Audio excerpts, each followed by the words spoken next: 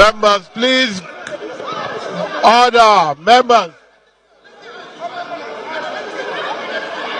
Members of the House of Representatives reacting angrily to the decision that consideration of a bill seeking to establish the Southeast Development Commission be stepped down due to the absence of the sponsor.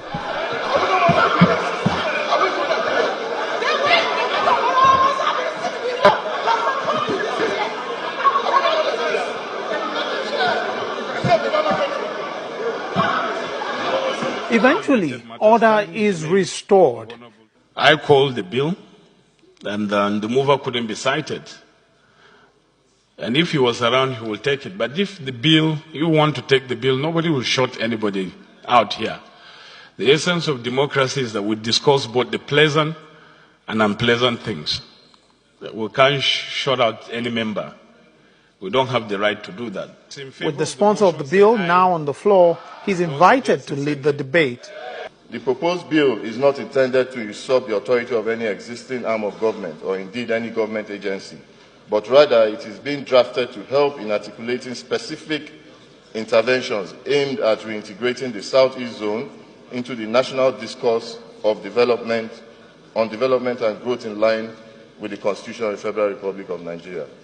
Today we talk of internally displaced persons in the northeast part of the country, but I categorically inform you that a great number of the worst affected and neglected displaced people as a fallout of insurgency in the northeast, without anybody thinking about their well-being, are people from the southeast, because we have a lot of people from the southeast living in the northeast. Other lawmakers make their contribution. Mr. Speaker, history is not far-fetched. In the southeast, we have a lot of agitations, even going on right now. What is the reason of these agitations? If you look at the cause root of it, you will see that it's not far-fetched from what we are asking for. The truth is that the agitation for the Northeast Development Commission, the agitation for the Southeast Development Commission, and many other kind of agitations are as a result of the failure of governance in Nigeria. That is the truth, whether we like it or not. Because if the government is doing what it should do everywhere, centrally, and also our state governments are working properly, and if we have not trampled and killed our local governors, I believe all this agitation will not come. That is the truth.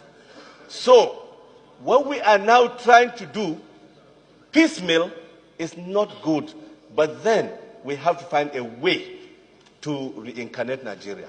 The issue of the Biafra agitation, the timing, has really brought suspicion and fear into our hearts. And when this one comes, the timeliness of it and the ambience has really scared us. That is the truth. And that's why people are so afraid of what is happening. Finally, it's decision time, and the bill is put to vote. I'll put the question, and I implore members just to vote their conscience. So the question is that the bill be now read a second time. Those in favor of the motion say aye. Those against it say nay.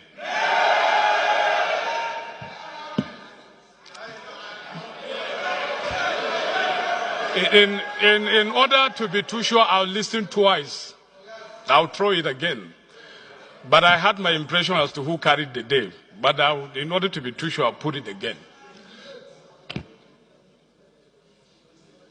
The question is that the bill be now read a second time. Those in favor of the motion say aye. Those against it say nay. The nays have it. The supporters of the bill make their way out of the chamber, where they voice their position on the ruling. You all saw what happened, and it shows one major thing. Nigeria is not one. Anybody that is saying that Nigeria is one, we've been trying to talk to our members the Southeast people that are talking about Biafra to calm them down, that we're going to be reintegrated, that everything will move. We have seen it now that Nigeria is not one. Very simple. We can move for the impeachment of the president tomorrow or any day. There are so many impeachment this thing, but we said let's leave it. This thing was killed. This bill was killed by the presiding officer. The eyes were a lot more. He's my brother, but I am totally disappointed with what happened today. Unacceptable. This thing is a harmless bill. It is not affecting anybody in its entirety. Why should he be killed? Why should he be killed? We're taking it up. We're going to take it up and we're going to get it. We're going to get it to be rescinded. We're going to rescind it and take it again. And we're going to continue coming. We're going to continue coming until we get what we want. Other lawmakers put forward these suggestions. We had a COFA report where the elders and leaders of this country came together and drew it up. Most of the issues that the Southeast is raising now were raised in the COFA report. And there was a consensus, there was an agreement on all the issues. My suggestion is that the COFA report should be sent to the two houses. Let us look at it and consider it. The result that will come from the COFA report will bring more unity to us. Whether we like it or not in this country, the clamor for restructuring is there. I think we'll go back to the drawing board and see how we can represent this bill in another form or in the same form. But this time around, carrying everybody along. Whether we like it or not, the Southwest needs Development Commission, the Southeast needs it, North Central needs it, Southwest, Northwest, North Central needs all this Development Commission. Because what is implied is interstate cooperation. The spokesman of the House has, however, appealed for calm. The National Assembly or the House of Representatives, we all know, is guided by some rules and regulations. We have to follow certain procedures. And if a ruling has been made, there's nothing I can say here now to reverse what has taken place in the plenary. I will only plead that my colleagues should at least calm down. We will be talking to ourselves because we will need them and they need us. And we will see what will happen as we reconvene.